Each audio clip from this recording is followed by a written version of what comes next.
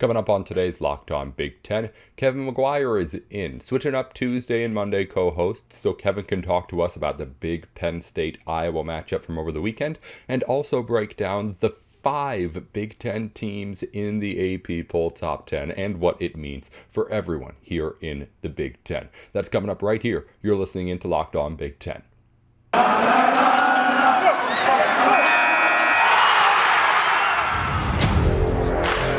You are Locked On Big Ten, your daily podcast on the Big Ten Conference. Part of the Locked On Podcast Network. Your team every day.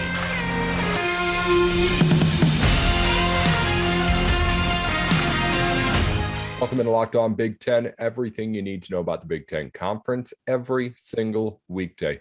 Thanks for making us your first listen every day.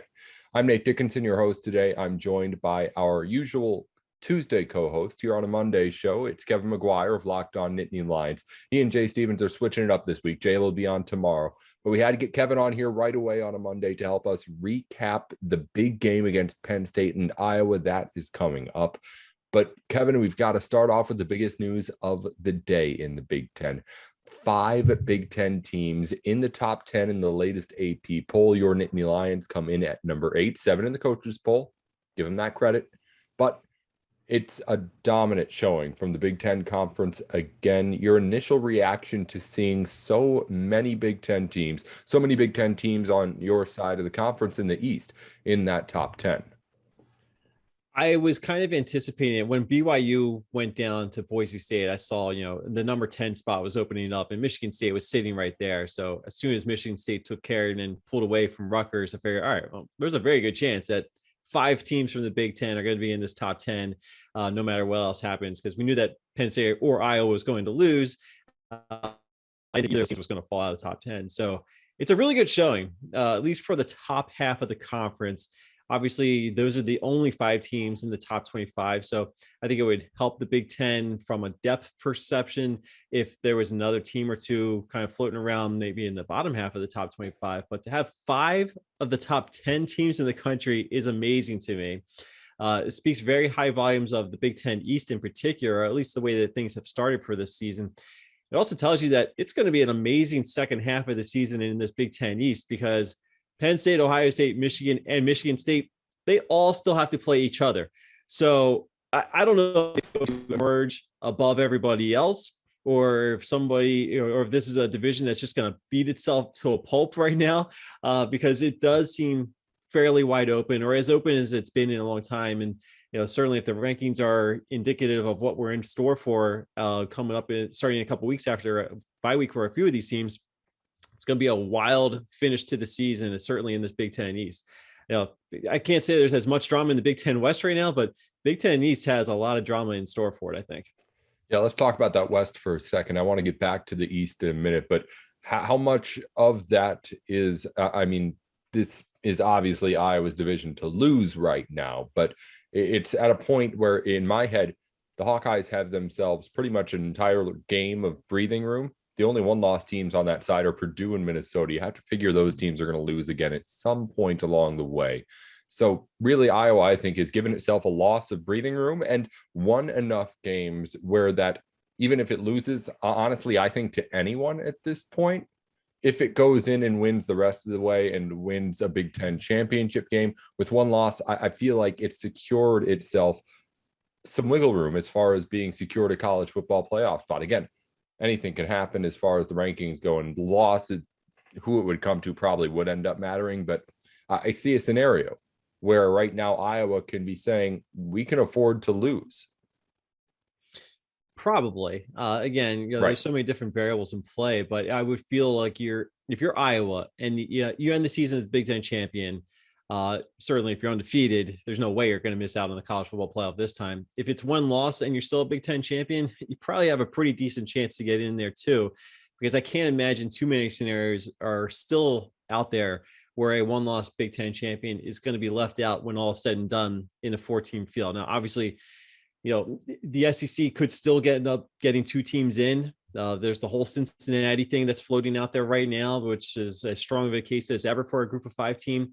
Oklahoma still hasn't lost yet. So, if Oklahoma or Oklahoma State can run the table in the Big 12, that could complicate things a little bit as well. But bottom line is, if you're Iowa and you do end the year with one loss, you already have a win against a top 5 Penn State team. Who would that win against the Big Ten East champion come against? Would it come against Ohio State? Certainly that would be a real cherry on top of an awesome season for Iowa if that ends up being the case. Or whoever comes out of the East is probably going to be relatively highly ranked. So you obviously have a great opportunity in a Big Ten championship game scenario. And getting back to the point, I don't know if Iowa's going to lose a game. I think this is the game that they were probably going to be most likely to lose. We'll see what happens with Wisconsin. We'll see what happens with Nebraska. Those are two teams that could probably hang with Iowa, but the way that defense is just picking off passes and the way that Wisconsin and Nebraska quarterbacks have been going this year, can't say there's a whole lot of confidence that they're going to be able to overcome what Iowa's been doing. So, take it from firsthand experience, I think from this weekend, that Iowa defense is going to be very difficult for anybody in that Big Ten West to catch up to. I just don't think it's a team that is going to mess up twice. Absolutely, the rest of the way. And that's really at this point what has to happen. Iowa has to mess up twice the rest of the season, excluding, of course, whoever it ends up playing what would be a very exciting, obviously, Big Ten championship game because of what's happening on the other side, what's going on in the Big Ten, Kevin.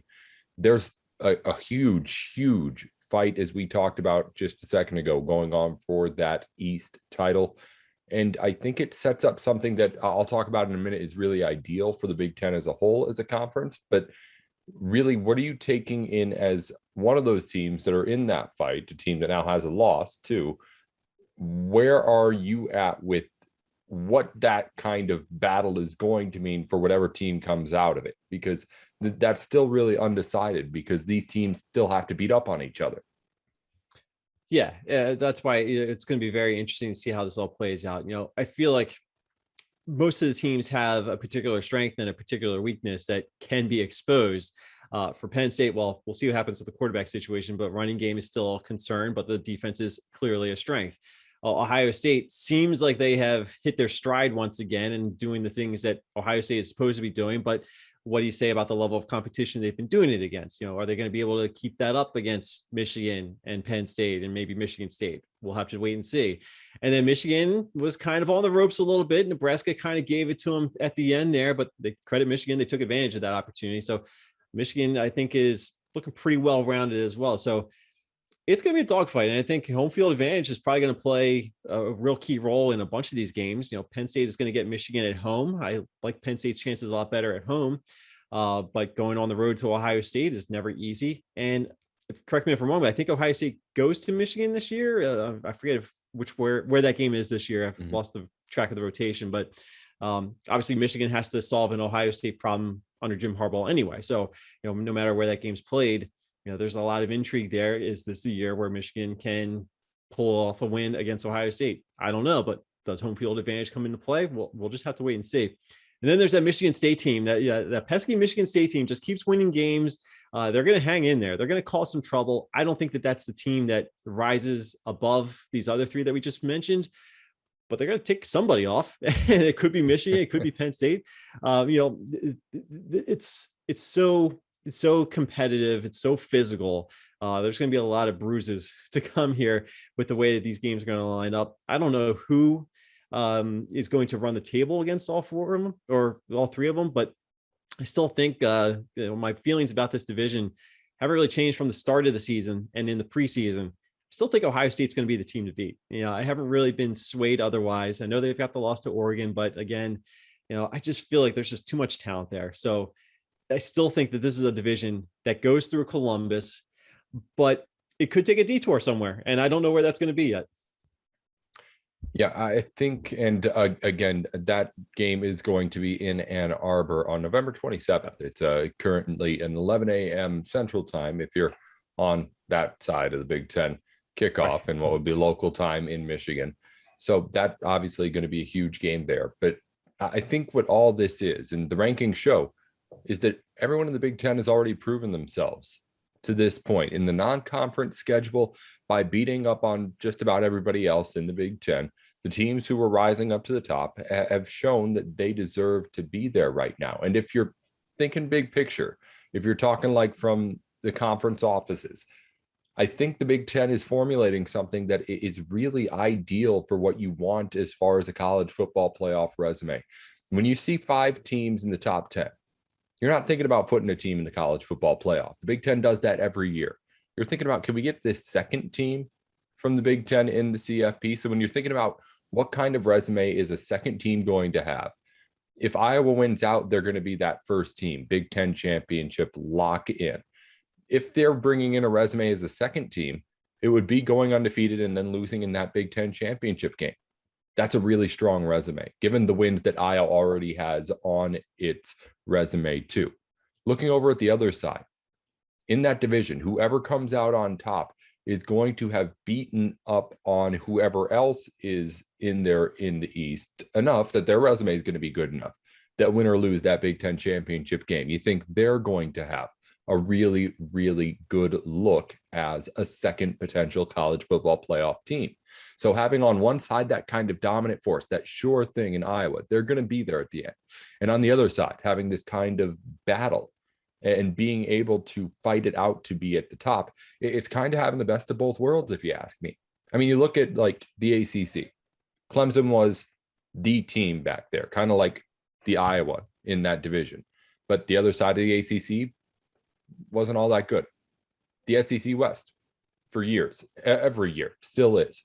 It's a fight to win and fight to get into the college football playoff, because you know if you get out of that side, you're going to be an SEC championship game win, even if you need it, maybe you don't, from making it in. Not saying that the Big Ten East is the SEC West, but the Big Ten has both of those things right now.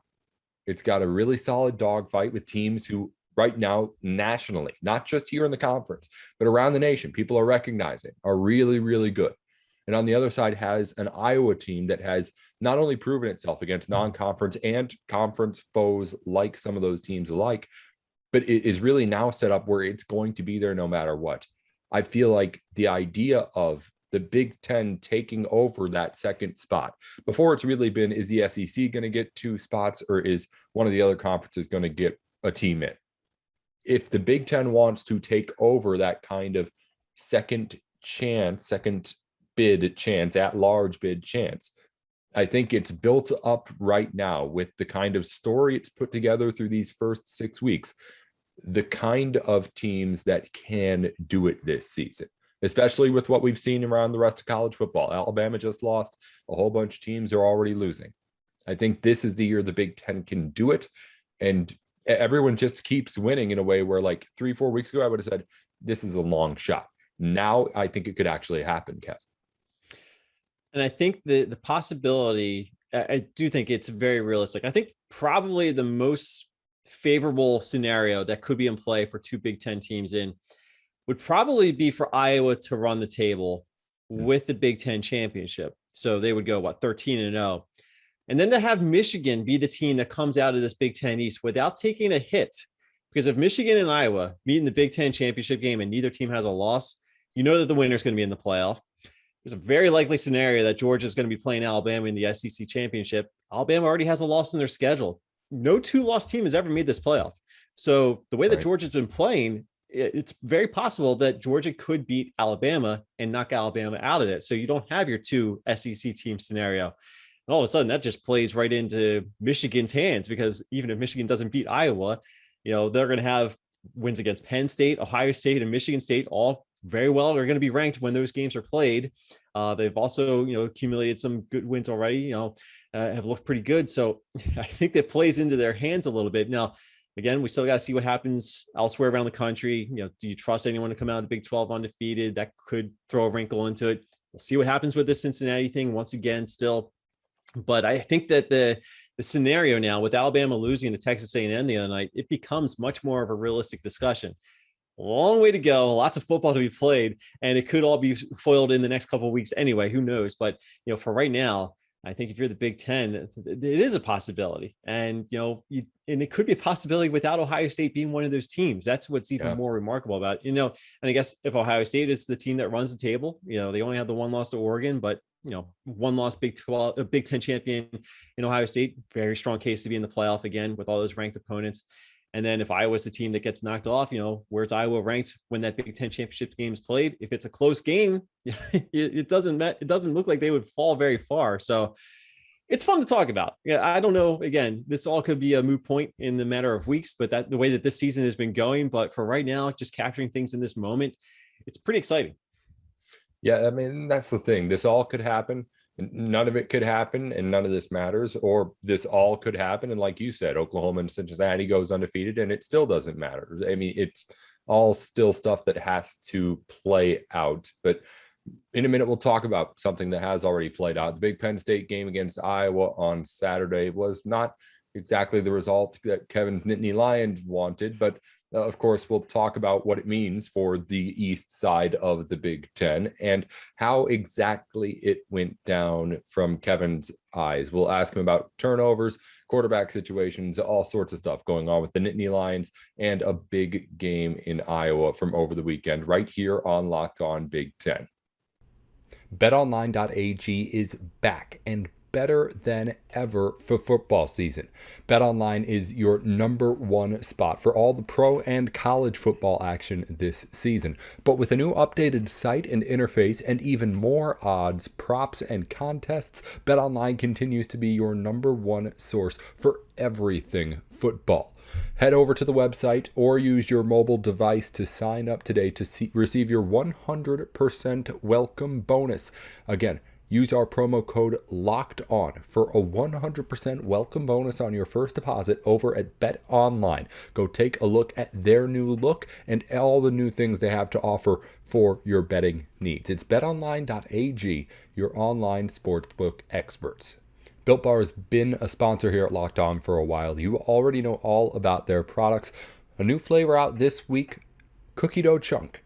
It's one, I mean, it just sounds good. It's one of those that just sounds really nice. Some of them, honestly, you have to sell. I'm not a huge fan of something like a coconut almond or salted caramel. Maybe that's up your alley. It's not mine. I feel like cookie dough chunk is something that just about everyone can get behind. So if you're a fan of Built Bar, you're going to want to try out this new flavor. If you haven't tried them out, now's the time to get in. Again, you're just getting cookie dough and chocolate in a protein bar. That's really good for you too. Head on over to BuiltBar.com, and if you do end up making an order, you can use our promo code LOCKED15 for 15% off your order. That's LOCKED15 over at BuiltBar.com. Built Bar is your place to go for all of your protein and energy needs while also making sure you're staying healthy. Back in on Locked On Big Ten, we've got Kevin McGuire in on the show here today as we thank you for being our first listen every single day. Kevin is usually our Tuesday co-host here on the show, but we had him switch in with Jay Stevens. Our Buckeyes host will be in on the show on Tuesday to talk about his team and everything else that happened in the Big Ten. But today we're talking about the top of the conference as we just did and the biggest game from the weekend. Iowa wins over Penn State in a comeback fashion, and after a game that leaves plenty of question marks here for Kevin's Nittany Lions team. Kevin, I want to start by a first half question here. It was a lot of turnovers by Sean Clifford early on. He got hurt, and we'll talk about that later on. But he had opportunities to get Penn State up big early.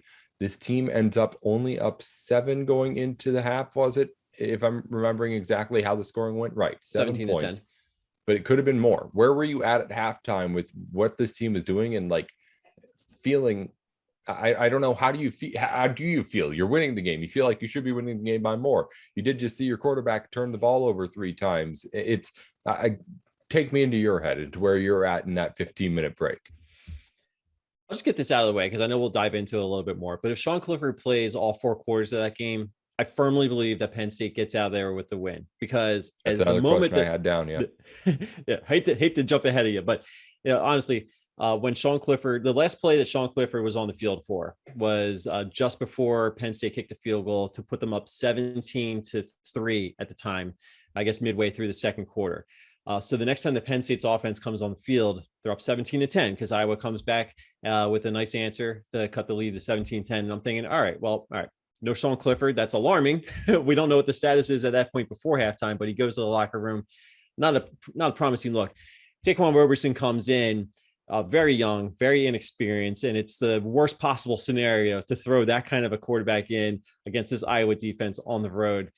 So I just kind of figured at the moment, just kind of weather the storm for the rest of this half. Let's go into halftime and see if they can kind of regroup. If they have to change their offensive strategy, so be it.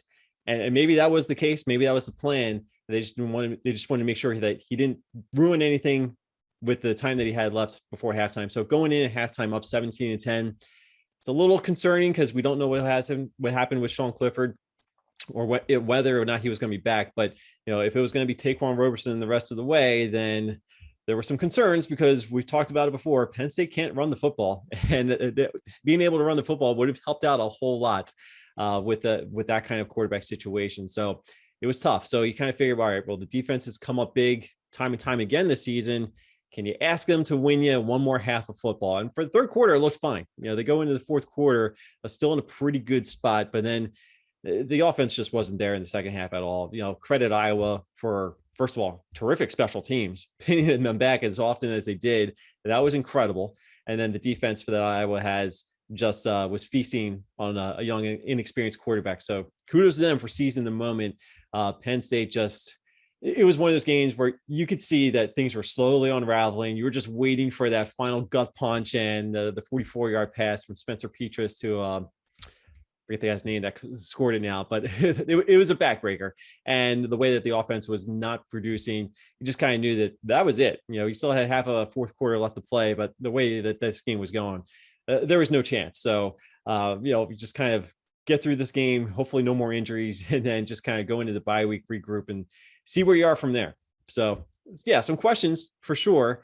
But, all in all, not the worst possible loss, just not at all the way that I think Penn State fans were hoping. Again, if Sean Clifford plays the whole four quarters, I do think it's a different story. But, injuries happen, and you got to tip your cap to the opponent sometime, and that's what I'm doing with Iowa. Well, I think you're right.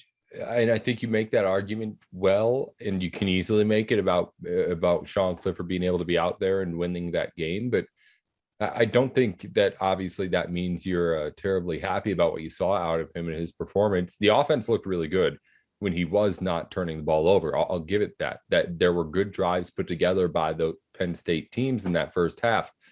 But at the same time, I mean, you talked about it last week. It was the turnovers that was the big question going into that weekend. Sean Clifford threw 3 picks in that first half. Where are you at emotionally with your quarterback? 2 interceptions, if I'm not mistaken. I think the third one might have been by Roberson. Oh yes, I think you might have been right. Yeah. I was gonna say no. The first interception that Clifford threw was right at the beginning of the game. Penn State was backed up against their own end zone basically, and the first play from scrimmage, he's picked off right around the 8-yard line. That's one of those mistakes that we talked about that he made last season that really came back to haunt them. Fortunately, the defense held strong, forced Iowa to kick a field goal. Ultimately, that comes back to bite them too, because maybe go into overtime. I don't know, but that was a killer mistake. He responded though, because the very next drive he drove him right down the field, scored a touchdown. They scored another touchdown. If it wasn't the next possession they had, it was the one after that. So I thought they actually played pretty well. I know he had 2 interceptions in the first quarter.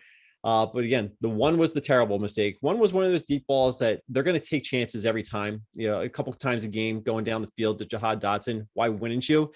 Even against the secondary, I think you had to try it. So it's more of an arm punt situation. I don't know if that's necessarily a terrible turnover. I don't think anything came out of it because Penn State's defense, once again, was not giving up much in the first half. So I'm not going to be as critical of Sean Clifford. I thought he actually had a overall pretty decent performance up until he was gone. But like I said, when he was on the field, Penn State was basically up 17-3. I don't know how much more you could have asked for him in one half a play, less than one half a play against that defense that's only been giving up 12 points a game. So overall, I was actually satisfied with what we saw out of Sean Clifford. Again, 2 interceptions. Yeah, I get it. It doesn't look great on the stat sheet, but I think I'm only going to be critical of him for one. But yeah, it would have been nice to score a touchdown in that last possession that he had rather than settle for the field goal. And then again, that could be a whole difference of the game too. Big mistakes on offense were a problem early on in the second half.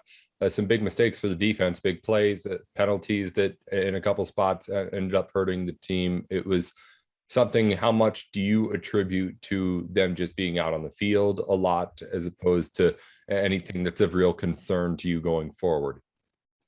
Yeah, it was one of those games where, like I said, the defense was going to have to win the game in the second half. And with the field position that Iowa was winning all in that second half, I don't think you could have asked too much more out of the defense. They probably just ran out of gas and they got caught looking in a couple of big play opportunities that Iowa took advantage of. With the way that the offense wasn't giving them any help at all, it was bound to happen. As good as this Penn State defense is, and I still think it's really good, you can only ask him to save you so many times. And I just don't feel like they didn't have enough in the tank there. They were getting beat up though. And I know that was a little bit of a controversial thing. A lot of Penn State players were down on the field. Iowa fans weren't particularly happy about it. I don't know if they were faking the injuries or not. I can't say one way or the other 100% sure.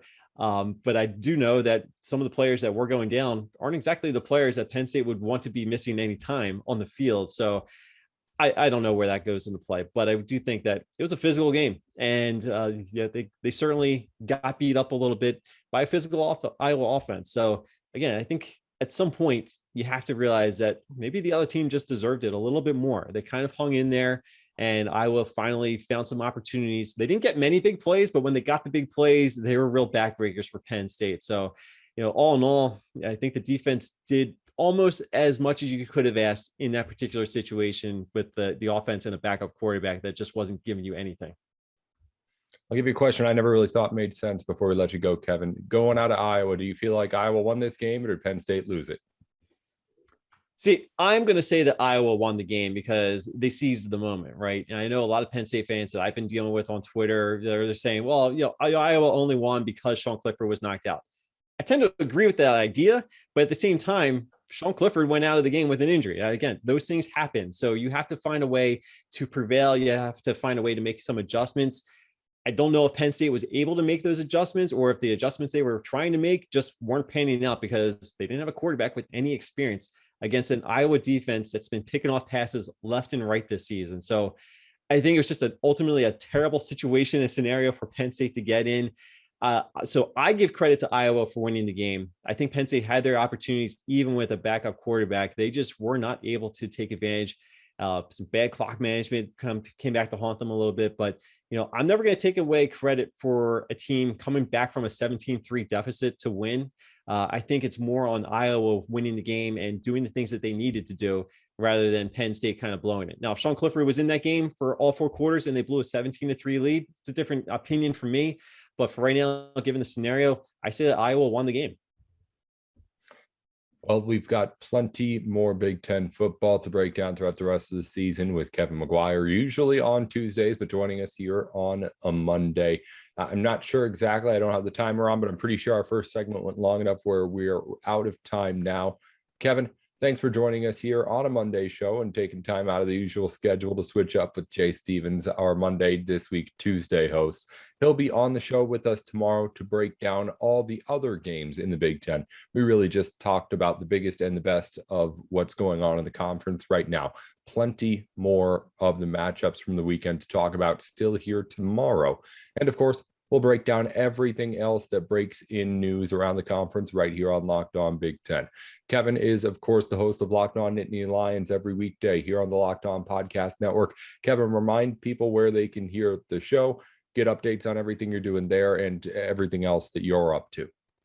Yeah, obviously you can check out Locked On Nittany Lions. We've got the YouTube channel up there. Even though Penn State's on a bye week this week, we've got a lot to discuss. So you don't want to make sure you miss a single episode. So we'll be on YouTube every day this week.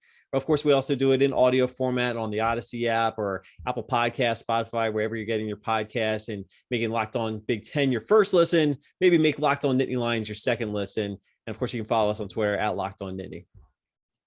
Got to beat the bye. That's something for Penn State to do here this week. I think we might have Jacob Rude on from Locked On Hoosiers to see what Indiana did to try and clean up its mess over its bye week at some point this week, speaking of which. But again, that's later on this week here on Locked On Big Ten. Again, Jay Stevens in tomorrow to recap the rest of the weekend around the conference. Until then, I'm Nate Dickinson here with Locked On.